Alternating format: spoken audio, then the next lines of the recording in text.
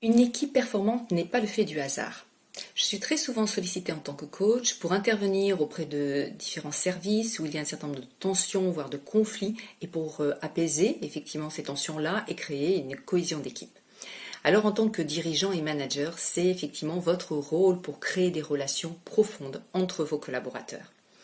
C'est essentiel parce que lorsque des collaborateurs ont effectivement une relation forte avec leurs collègues, eh bien ils sont plus coopératifs, ils sont plus créatifs, ils sont plus impliqués, donc plus performants et bien entendu ils seront beaucoup plus loin de faire un burn-out.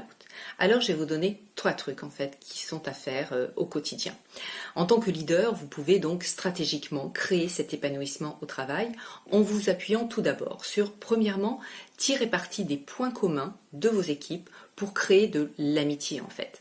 Donc lorsque vous introduisez un nouveau collaborateur, n'insistez pas uniquement sur son CV et son expérience, mais également sur ses centres d'intérêt, ses activités pour lesquelles ses collègues pourront s'identifier. Créer également des moments d'échange autour de ces points d'intérêt, que ce soit au moment du point café, sur retour débrief de vacances, sur sein de déjeuner, que tout ceci de manière très informelle cet échange puisse se faire. Deuxième point, remettre au sein en fait la responsabilité, souligner les objectifs communs de la réussite.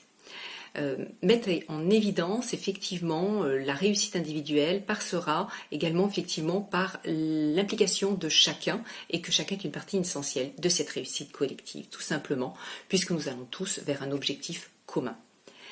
Enfin, et le troisième qui est des plus importants, c'est transformer l'attention en connexion.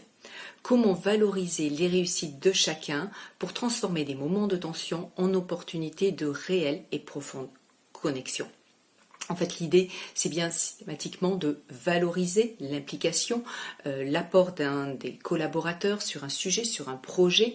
J'ai apprécié ton point de vue, j'ai apprécié ton implication, ton expérience extérieure a été très utile sur ce projet. Et puis même aller plus loin en mettant également en avant toujours l'apport collectif autour d'un objectif. Nous allons réussir ensemble, nous allons trouver la solution, nous avons bien travaillé sur ce projet, voilà, nous pouvons être satisfaits de ce que nous avons fait. Enfin, dernier point, n'oubliez pas d'utiliser l'humour pour apaiser les échanges, mettre un peu de légèreté quand c'est nécessaire, et puis également pratiquer l'écoute active et sincère pour comprendre les difficultés et les situations de chacun et apaiser ainsi les tensions. À bientôt.